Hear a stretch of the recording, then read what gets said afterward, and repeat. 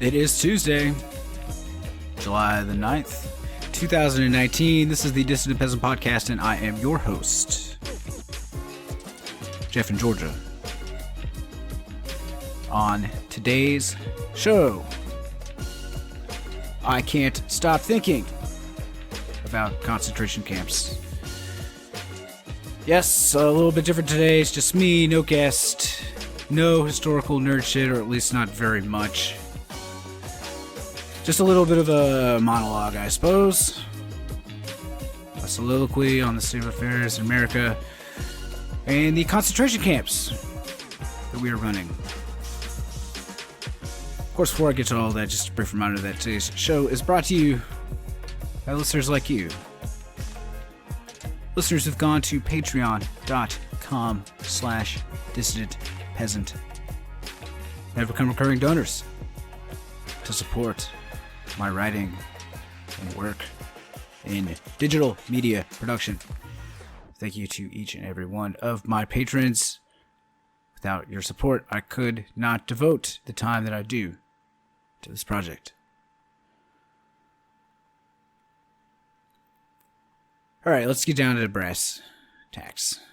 For a time now, I've been thinking about concentration camps. Truthfully, when I ponder contemporary political events, it's all I can think about in some ways. Even while I read about polls and elections, technical debates over the mechanisms of the law and immigration, the ineffectual and performative protestations of the Democratic Party, concentration camps lie over my mind like a shadow I cannot escape. I've been reading, of course. I've been reading about the Cherokee Nation in 1838, when those peoples were gathered into prison camps before forced relocation by the United States Army. Concentration camps of the Philippine-American War in 1901. The Second Boer Wars, prescient and efficient industrialized camps. Emily Hobhouse's desperate attempts to bring attention to those camps and their crimes against humanity. Lots of nerd shit, as usual.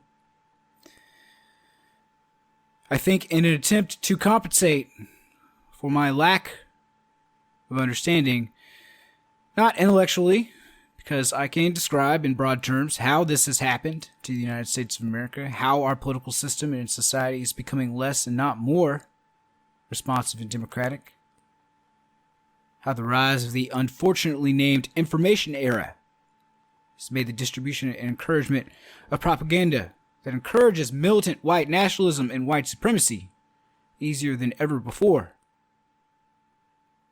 On and on and on.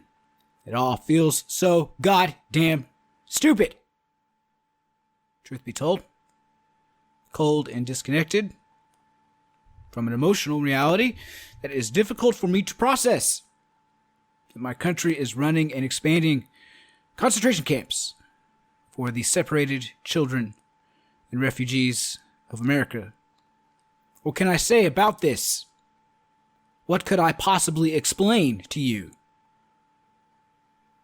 that could have a chance to change that reality in any way? And believe me, there's a lot to explain about all this that's unhelpful at best, numbing to one's humanity at worst. You can find this shit everywhere.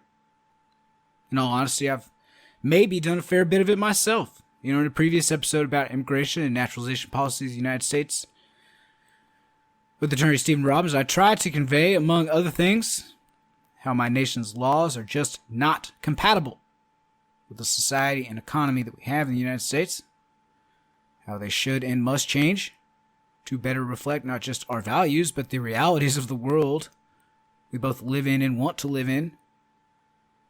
Because it is obvious where this road of xenophobia and the criminalization of human existence leads.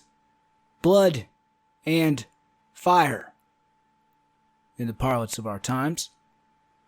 And I'm not sure I did such a great job on that episode, but I don't think I did much harm.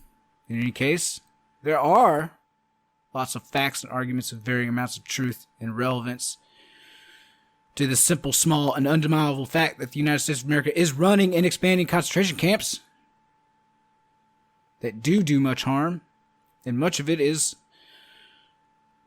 bullshit.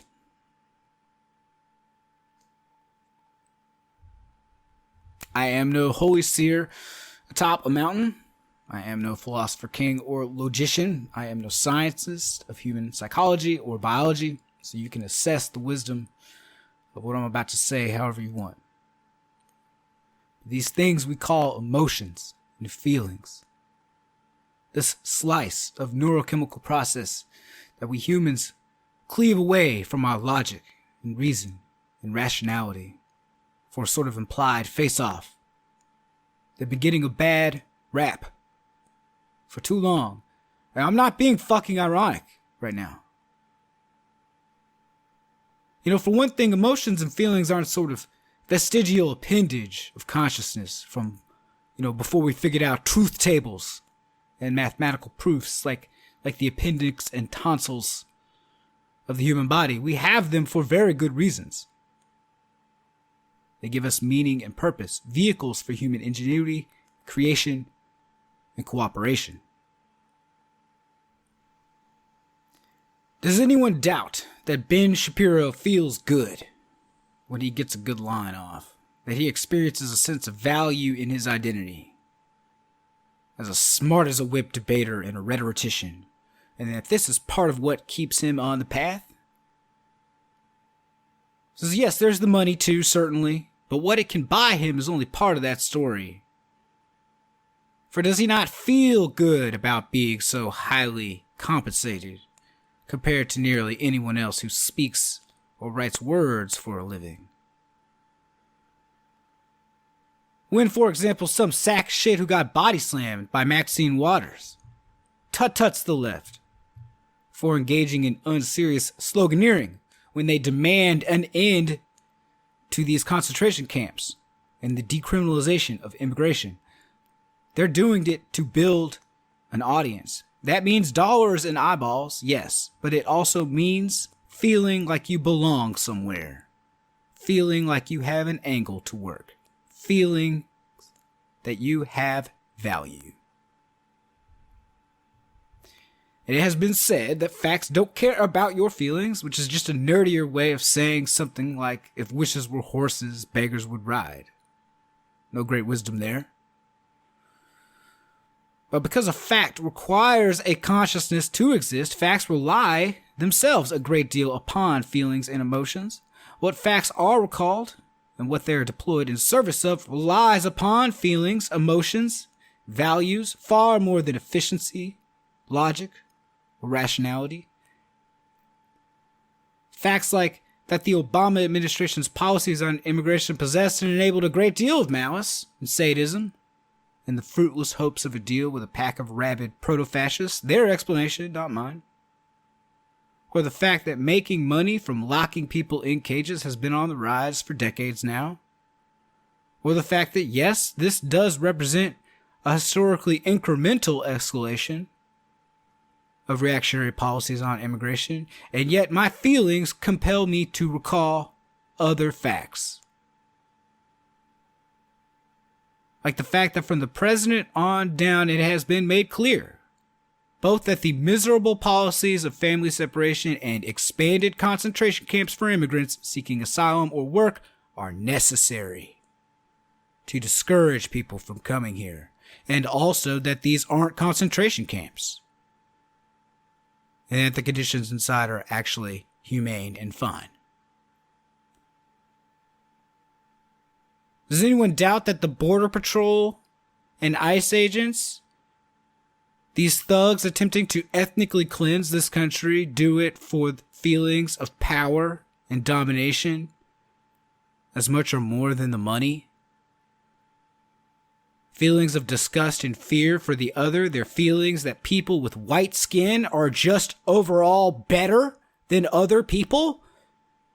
And plenty of them will have lots of facts to bark at you about this, some of which might even be true, all of which will be summoned to serve a purpose, to justify and reinforce the ideas which have led us to where we are, which is children in cages, separated from their parents and guardians, usually fleeing violence or economic hardship.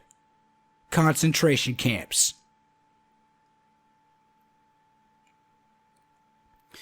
You may have gotten the impression, or have been taught or read explicitly, that by and large the German public was unaware of the vast network of concentration camps in their country and of what was happening inside of them. That through first swift and brutal repression of political dissent and then tight control over the media, the Nazis were able to conceal and obfuscate most of the details of the Holocaust until after the war. This is absolutely not the case. Press reports at the time routinely carried items describing reports people had made to the Gestapo of Jewish-looking people. The camps at Dachau were publicized as model concentration camps by the Nazi-controlled press in 1933, the first ones they had set up in decades. And the deaths of prisoners there were definitely reported. When the Nazi government had plans to expand its policy of rounding up and concentrating populations of political criminals and Jews in 1934, they announced it in the papers. Quotes from Nazi government officials announcing that, damn, we still need more concentration camps for all these racial inferiors and political criminals were common. Summary executions of people without trial were reported. All of this done forcefully and under Nazi control, yes, but done just the same. 'Twas not a secret what was happening. Though the one thing that was kept pretty secret was the so-called final solution. The industrialized gas chambers that became a direct mechanism for the death of millions was not publicized, true. But the ethnic cleansing of Germany did not happen in secret. It did not happen without the cooperation and consent of vast numbers of the German public. Now, we are thankfully not as far down the road as all of that, and our dynamic with media is pretty different than 1930s Germany. But my point that spreading awareness of this creeping fascism, simply telling people to never forget, maybe that's necessary, but it's sure as hell not sufficient. Advances in technology will mean that it's going to require far less active participation and consent this time around, for one thing. But speaking of this time around, we haven't yet gotten around to abolishing multi-party politics like the Nazis, so we still have these things we call Democrats around. And to be honest with you, I feel pretty stupid for feeling this way, because I can understand how and why Democrats aren't really a party of labor. I can understand how they are a hybrid beast of labor in certain segments of bourgeois capital, and that they don't actually want to do any of the redistributive policies that they signal. I also understand that much of the foundations and law and rhetoric on immigration in this country is the responsibility of the Democratic Party. But what I don't understand is what the upside at this point is. Because I've had a few years to watch all this roll out to mark the beginning of Trump's descending a golden escalator to address a crowd of people he paid to be there, to listen to him about how Mexicans are rapists and drug addicts. I've had years to observe and read reports of increasing militarization on the border, unacceptable law enforcement conduct, and finally to see children in cages for doing nothing, to be at a point where people are dying in detention for the crime of fleeing the violence of their own country's violence is almost always the direct or secondary result of U.S. policy. And that's where we are. And it is not secret. And it is obvious what is happening. And it is obvious what's not happening. And who isn't speaking up. I also think it's obvious why it's happening. And that this maelstrom of death and misery that awaits us if we keep doing this shit, they do nothing. And perhaps there's nothing to do, right? The Democrats control exactly one half of one branch of government, true. And yet, no legislation can be passed in this country without the House voting yay. House the Democrats have, so conceivably there are potential hostages to take, even separate from questions of impeachment. Or perhaps I'm wrong about all that. Democrats control exactly one half of one branch of government, true, and yet no legislation can be passed without the House voting yay. So conceivably there are hostages to take, even separate from the question of impeachment. But maybe I'm full of shit on all that. Doesn't matter. Because even rhetorically, there's no action or solidarity on this. You got freshman Congress people traveling to detention facilities to raise hell about what they see inside, and the Speaker of the House belittles them and their supporters as insignificant. Among Democratic candidates for president, the big stink is currently over whether to make crossing the border improperly a civil or a criminal infraction.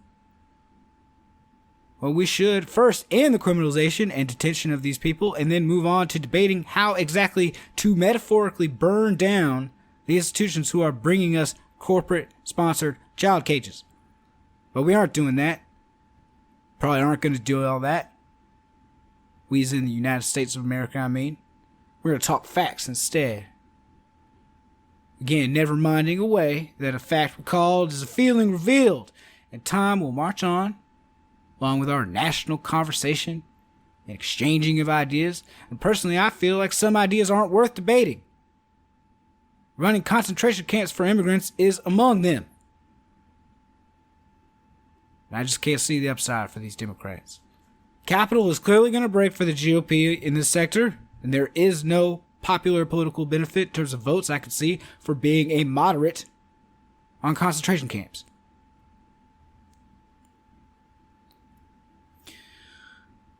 I've done a little bit of this before, but let's name names, get a little socialist. 2 companies, Core Civic and Geo Group, each with total assets in the billions of dollars, run the vast proportion of ISIS facilities.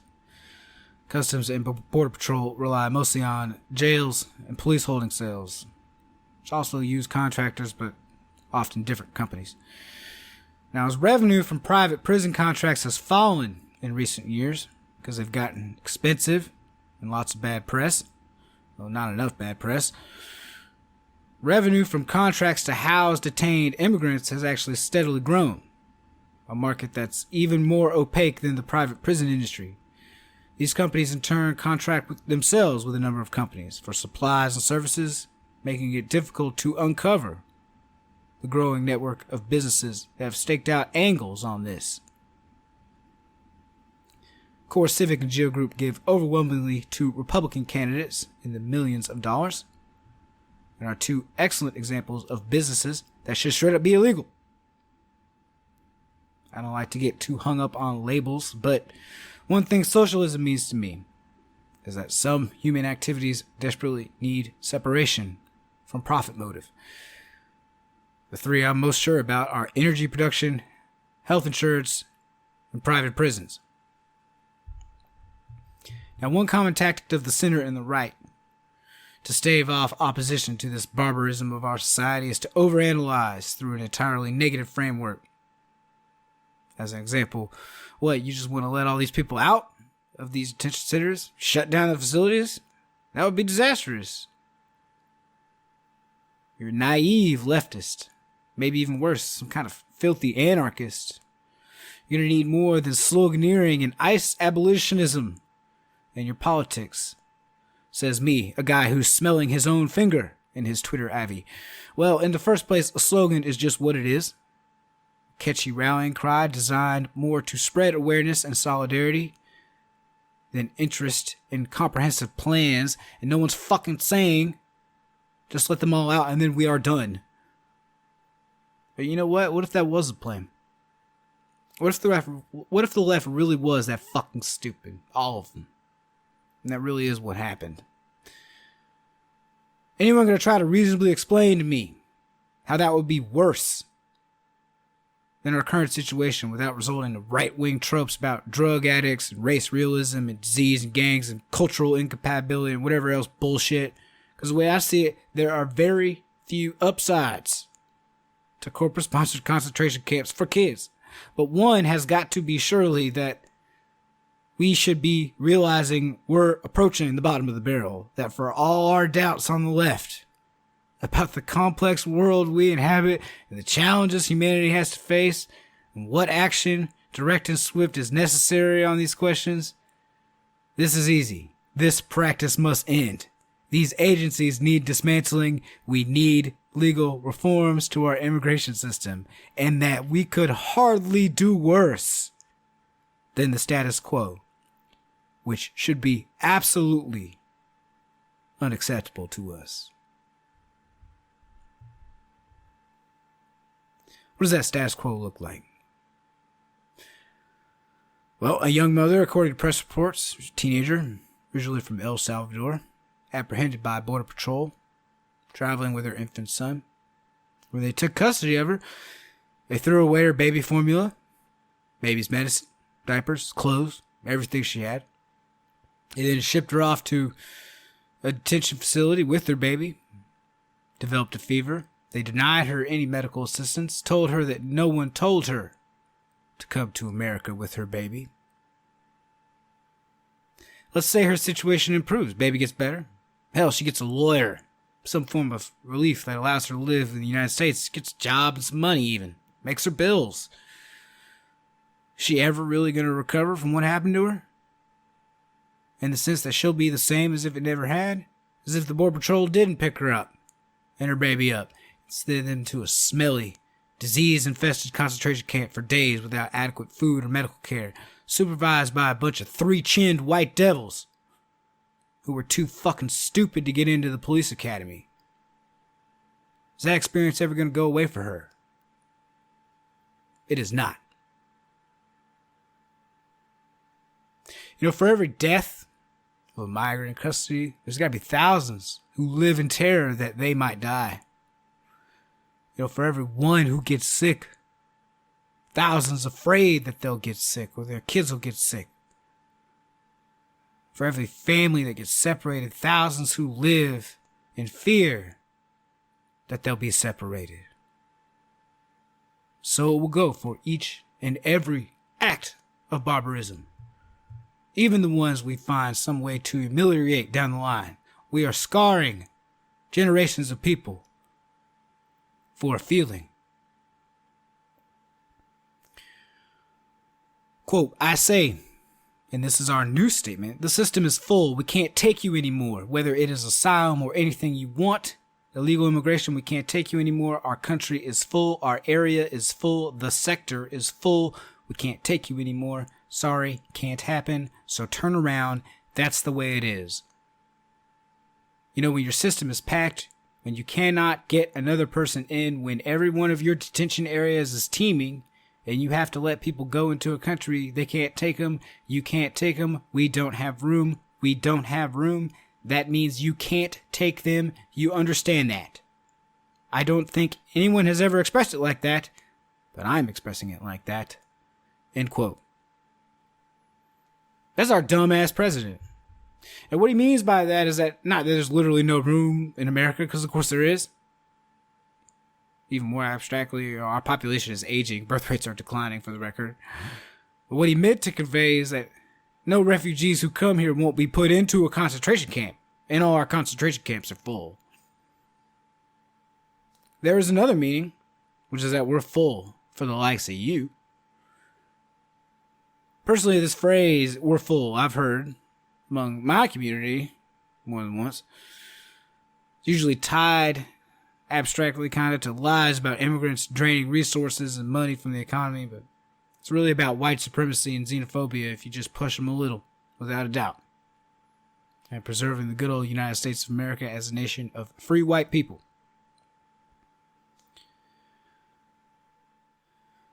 The Republican Party's escalation in that goal to make the United States of America a nation of free white people has been to break the machinery designed to adjudicate and manage as best it can the validity of asylum claims, refugee status, who gets legal protection, etc. And now that these people are legally vulnerable, inadequacy and neglect can begin to do their grisly work, while these people await increasingly slow and shoddy excuses for due process before deportation. Beyond inadequate food, shelter, and medical care lies other more direct methods of violence and cruelty that I don't care to describe or imagine right now. This episode is plenty cheery enough. But what is happening is ethnic cleansing. It is state-sponsored. It has crossed an important threshold. And it appears that worryingly few people are concerned about this. I'm never going to do an episode about what is fascism. Don't worry. But, there are lots of different valid ways to think about what fascism is. I'm not familiar with all of them. When I was a wee peasant in school, I was taught it was a totalitarian union of corporate power and military government, which still seems at least somewhat serviceable as a definition. Another favorite of mine is something like the suppression of the left amidst popular enthusiasm, I think. Pithy. There's also sort of like checklist for a more flexible definition. Includes factors like ultranationalism, reliance on propaganda, obsession with national scapegoats, disdain for academia and the liberal arts. It goes on. That one's good too.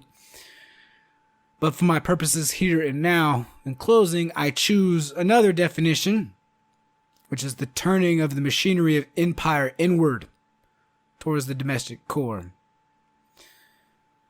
With the invention of automatic weapons and barbed wire, among other things, it became possible for a small number of armed humans to keep large numbers of people effectively confined. And this is exactly what the Spanish did to the civilian population in Cuba, as the people there fought a war for independence. During what's called the Second Boer War, concentration camp use expanded drastically. The Nazis' first concentration camps were at Dachau, but Germany's first concentration camps dated 2 years before World War I, during their genocide of the Herero and Nama and San peoples of Africa. Wartime measures for colonial peoples. Of course, the United States ran concentration camps for civilian populations during World War I, vastly expanded these during World War II, primarily for the Japanese, but others too. Wartime measures, now for domestic peoples. Today, the United States of America runs concentration camps without a formal state of war on domestic populations and within the imperial court, dressed in the language of law, which is more and more a formality, totally disconnected from reality. I have no pithy lines left for now. I have no sarcasm nor wit. I have no gilded conclusions to pen that will wipe away the stink of this reality. I just want to make clear that the Republican Party is now the party of white nationalism and white supremacy, just as sure as they are the party of unadulterated capital, and they are attempting to ethically cleanse this nation, far beyond just the actions of Border Patrol and ICE. And we do not need a national conversation about this, because no decent person should haggle with a Nazi over precise concentration camp conditions. And I mean that word decent. This is not a disagreement over tactics or a case of slightly misaligned priorities in the leadership of the Democratic Party. This is a fundamental difference in values, when it is more important to you to hippie punch than to run against a party of aspiring genocideers.